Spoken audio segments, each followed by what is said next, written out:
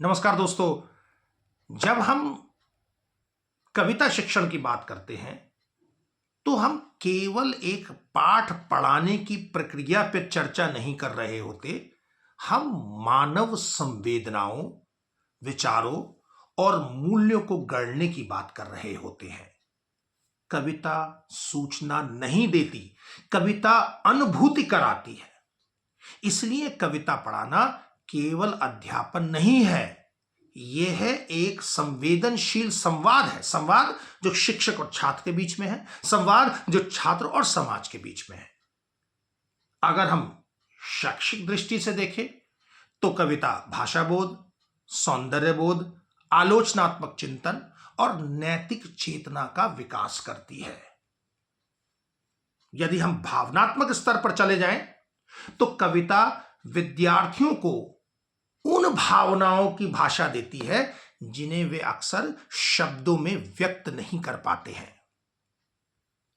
इस प्रकार कविता की कक्षा में बौद्धिक और भावनात्मक क्षेत्र के बीच में एक सेतु बन जाता है। जैसा कि ब्लूम का वर्गीकरण नई शिक्षा नीति और एनसीएफ की भावना में है। ये एक सेतु है, ब्लूम वर्गीकरण, नई शिक्षा नीति और एनसीएफ की भावना। कविता पढ़ाते वक्त कुछ चरणों को हमें प्रयोग में लाना होता है। पहला चरण है भावनात्मक तैयारी। मैं कविता की शुरुआत अर्थ से नहीं, अनुभव से करता हूं। कविता को पहले सुना जाना चाहिए, बाद में समझाया जाना चाहिए। स्वर लय, ठहराव और मौन के साथ किया गया सस्वर पाठ विद्यार्थी को कविता के भावलोक में प्रवेश करने का अवसर देता है। इस चरण पर मैं ये नहीं पूछता कि कविता का अर्थ क्या है, बल्कि मैं यह पूछता हूं आपने क्या महसूस किया है, कौन सी पंक्ति आपके मन में ठहर गई है। क्योंकि जब तक कविता हृदय को स्पर्श नहीं करती, मस्तिष्क को सक्रिय नहीं कर सकती। इसलिए पहले यह पूछा जाए कि आपने क्या महसूस किया है। इसके बाद मैं विद्यार्थियों को कविता से व्यक्तिगत जुड़ाव की ओर ले जाता हूं। जब कोई विद्यार्थी किसी पंक्ति को अपने जीवन के अनुभव से जोड़ता है तो कविता पाठ्य पुस्तक से निकलकर उसके जीवन का हिस्सा बन जाती है। और यह उपलब्धि है, यह बहुत बड़ी उपलब्धि है।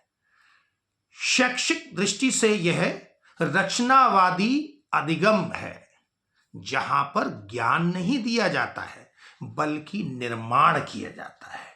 यह निर्मित होने की प्रक्रिया है। अब हम क्या करेंगे? अब हम कविता के अर्थ और विषय वस्तु की ओर चलेंगे, परंतु यहां भी निष्कर्ष थोपे नहीं जाएंगे। कविता में एक ही अर्थ होना आवश्यक नहीं है। प्रश्नों, संवाद और विमर्श के माध्यम से कवि क्या कहना चाहता है इसकी जांच पड़ताल की जाए। मानवता, संघर्ष, प्रेम, पीड़ा, आशा या सामाजिक प्रश्न, इसमें से कुछ भी हो सकता है। यह पूरी प्रक्रिया विश्लेषण, मूल्यांकन और व्याख्या जैसे उच्च स्तरीय चिंतन कौशलों का विकास करती है। और इसके पश्चात भाषा और काव्य तत्वों की चर्चा होती है। अलंकार, बिंब, प्रतीक,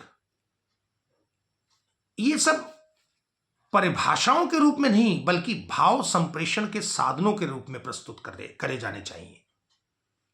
विद्यार्थी ये समझते हैं कि कवि ने किसी विशेष बिंब या रूपक का चयन क्यों किया। इससे कविता जो है वो यांत्रिक नहीं होती बल्कि अर्थपूर्ण बनती है। कविता की लय, छंद और ध्वनि ये भी अति आवश्यक है, अति महत्वपूर्ण है।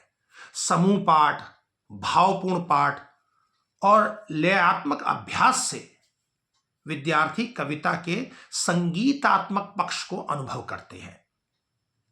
शैक्षिक रूप से यह भाषा कौशल का विकास करता है और भावनात्मक रूप से कविता के वातावरण में डुबो देता है।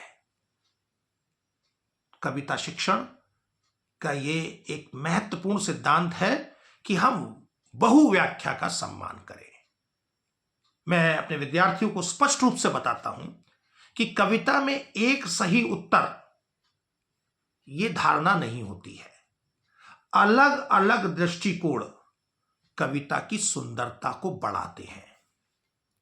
इससे विद्यार्थियों में आत्मविश्वास, स्वतंत्र चिंतन और वैचारिक क्षमता विकसित होती है और यह बहुत जरूरी है। कविता शिक्षण की पूर्णता किस पर निर्भर करती है? रचनात्मक प्रतिक्रिया पर। जब विद्यार्थी कविता से प्रेरित होकर कुछ लिखते हैं, चित्र बनाते हैं, संवाद या एकालाप रचते हैं, तब वे केवल पाठक नहीं रहते, वे सृजक बन जाते हैं। और यह शैक्षिक दृष्टि से अनुप्रयोग और संश्लेषण है और भावनात्मक दृष्टि से आत्म अभिव्यक्ति। मैं कविता की कक्षा का समापन प्रश्नों की सूची से नहीं करता हूं, बल्कि चिंतन के क्षण से करता हूं, क्योंकि कविता का उद्देश्य उत्तर देना नहीं है, प्रश्न जगाना है। सफल कविता कक्षा वही है जहां कविता की कोई पंक्ति कक्षा के बाद भी विद्यार्थियों के भीतर गूंजती है। अंत में मैं यही कहूंगा मित्रों कि कविता शिक्षण एक शैक्षिक दायित्व नहीं है। शैक्षिक दायित्व कुछ हद तक हो सकता है, लेकिन उससे कहीं ज्यादा बढ़कर यह एक मानवीय उत्तरदायित्व है। जब कविता संवेदनशीलता और बौद्धिक स्पष्टता के साथ पढ़ाई जाती है, तब वह केवल भाषा नहीं सिखाती, वह मनुष्य बनाती है। हमें सबको इसी प्रकार से कविता को पढ़ाना चाहिए। धन्यवाद।